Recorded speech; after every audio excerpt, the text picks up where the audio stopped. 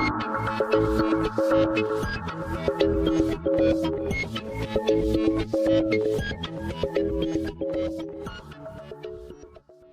इसके बाद हम मिलते हैं राजेश भैया से। ये हमारे प्रविधि के द्वितीय संस्करण में आज ही आए हैं, कल भैया किसी कार्यों की वजह से अनुपस्थित थे। तो भैया से जानते हैं कि प्रविधि के द्वितीय संस्करण का भैया का अनुभव कैसा रहा।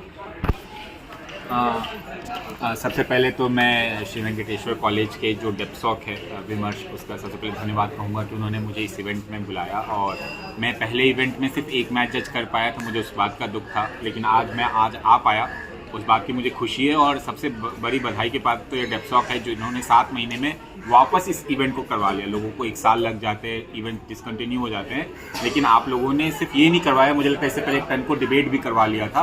तो इतना एक्टिविज्म खासकर एक वेंकटेश्वर कॉलेज को हिंदी के मामले में रखना चाहिए था, बहुत साल तक मिसिंग था। लेकिन विमर्श और विमर्श के कुछ मेंबर्स आते ही जो एक्टिविज्म बढ़ा, उसके लिए आप लोग बधाई के पात्र हैं।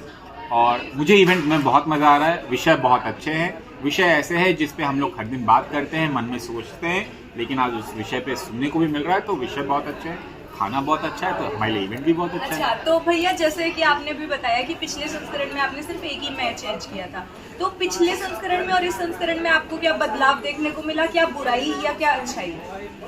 पिछले संस्करण इस संस्करण में मुझे लगता है थोड़ी मोशंस की मैच्योरिटी है। मोशंस की मैच्योरिटी इन द सेंस ये नहीं कि मोशंस डिफिकल्ट हो गए, मुझे लगता है कि इस टूर्नामेंट को फ्रेशर्स के हिसाब से अडेप्ट किया गया है। थोड़ा सा जो मेलो डाउन होना चाहिए कि फ्रेशर्स है, यहाँ पे हमको मोशन का उतना शो ऑफ नहीं करना है, बट एक गुड इवेंट मोशन देना है कि वो डिबेट कर सके। मुझे लगता है ये ज़्यादा बेहतर चीज़ हुई है। और बाकी डेप्सॉक्स भी इसको अपना सकते हैं कि जब अगर वो फ्रेशर्स डिबेट करवा रहे हैं तो उनको डिबेट सिखाने के लिए कीजिए, उनको चकाचौंध करने के लिए मत कीजिए कि पीडी इतनी डिफिकल्ट है और अगर आओगे तो ये होगा, आओगे तो वो होगा।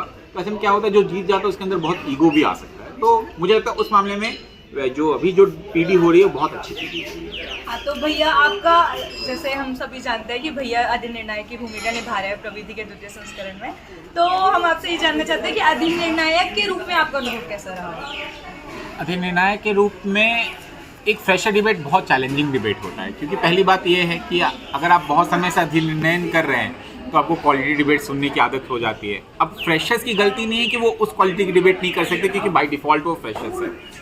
तो उसमें थोड़ा कंसंट्रेशन बना के रखना और वो सब देखना, क्योंकि फ्रेशर्स में जब मैं जज करता हूँ तो मैं इस बात पे तो ध्यान देता हूँ कि डिबेट क्या हो रहा है, मैं इस बात पे भी ध्यान देता हूँ कि मुझे उनको सिखाने की क्या ज़रूरत है। तो एक्चुअली फ्रेशर्स डिबेट में जज करना डबल बर्डन का काम होता है, बट मज़ा भी आता है, क्योंकि अगर ये बच्चे मेरे से कोई भी एक बात अगर सीख के अपने डिबेट में अगर इम्प्लीमेंट करेंगे और मुझे अगली किसी पीढ़ी में वो करते हुए दिखेंगे, तो उसका सुकून भी बहुत होता है कि एज अ सीनियर जो मैंने इस सर्किट से लिया है उसका 0.1% भी मैं इस सर्किट को वापस दे पा रहा हूँ। तो ऐसे ही करना बहुत अच्छा होता है।